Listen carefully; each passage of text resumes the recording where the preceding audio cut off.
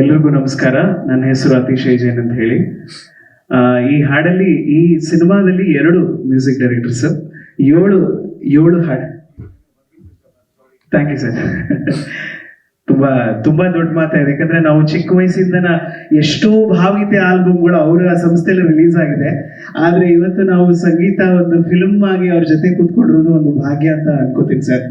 ಹಲವಾರು ಭಾವಗೀತೆಗಳು ಕೊಟ್ಟಿದ್ದೀವಿ, ನೀವು ನಮ್ಗೆ ಅವಕಾಶ ಕೊಟ್ಟಿದ್ದೀರಾ, ಮಾಡಿದೀವಿ. ಸೊ ನಾನು ಇಲ್ಲಿ ಡೆಫಿನೆಟ್ ಆಗಿ ವೆಂಕಿ ಸರ್ ಬಗ್ಗೆ ಮಾತಾಡ್ಬೇಕು. ಒಂದು ಹಾರ್ಡ್ ವರ್ಕ್ ಎಲ್ಲಿಗೆ ತಗೊಂಡೋಗುತ್ತೆ ಅನ್ನೋದಕ್ಕೆ ಗಿಲ್ಲಿ ವೆಂಕಟೇಶ್ ಅವರೇ ಕಾರಣ. ಜೋರಾದ ಚಪ್ಪಾಳೆ ಕೊಡ್ಬೇಕು ನೀವು ವೆಂಕಟೇಶ್ ಅವರಿಗೆ. ಯಾಕಂದ್ರೆ ನಾನು ತಾಲಟಿ ಚಿತ್ರದಲ್ಲಿ ಅವ್ರ ಜೊತೆ ಕೆಲಸ ಮಾಡಿದೆ, ಅದು ನೆಕ್ಸ್ಟ್ ಬರ್ತಾ ಇದೆ. ತುಂಬಾ ಹಾರ್ಡ್ ವರ್ಕರು. ಸಿನಿಮಾ ಅಂದ್ರೆ ಸಿನಿಮಾ ಅದಕ್ಕೋಸ್ಕರ ಏನ್ ಬೇಕಾದ್ರೂ ಮಾಡ್ತಾರೆ. ಅದು ಅವ್ರನ್ನ ಇಲ್ಲಿ ತನಕ ತಂದಿದೆ.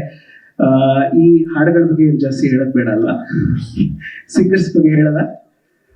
ಹಲವಾರು ಸಿಂಗರ್ಸ್ಗಳು, ವಿಜಯ್ ಪ್ರಕಾಶ್, ಹರಿಚರಣ್, ಹಲವಾರು ಚಿನ್ಮಯ್ ಶ್ರೀಪಾದ್ ಅವರು ಹಲವಾರು ಹಾಡುಗಳು ಹಾಡಿದ್ದಾರೆ, ಅವಕಾಶ ಕೊಟ್ಟಿದ್ದಾರೆ. ಮತ್ತೆ ನಮ್ಮ ಕಾಡ ಸರು ಲೈವ್ ಏನ್ ಬೇಕು ಮಾಡಿಸಿ ಅಂತ ಹೇಳಿ, ಗಿಟಾರ್ ಇರ್ಬೋದು, ಯಾವ್ದಕ್ ಬೇಕು, ಯಾವ್ದು ಕಮ್ಮಿ ಆಗ್ಬಾರ್ದು ಅಂತ ಹೇಳಿ ಎಲ್ಲ ಮಾಡಿಸ್ಕೊಟ್ಟಿದ್ದಾರೆ. ಹಲವಾರು ಚಿತ್ರಗಳಿಗೆ ಮಾಡ್ಕೊಂಡು ಬಂದಿದ್ದು ಮ್ಯೂಸಿಕ್. ಬಟ್ ಇದು ಬಹಳ ಒಂದು ಡಿಫ್ರೆಂಟ್ ಎಕ್ಸ್ಪೀರಿಯನ್ಸ್ ಕೊಟ್ಟಂತ, ಚೆನ್ನೈಲಿರೋ ಎಲ್ಲ ಸ್ಟುಡಿಯೋಸ್ ತೋರಿಸ್ಬಿಟ್ರು ನಮಗೆ.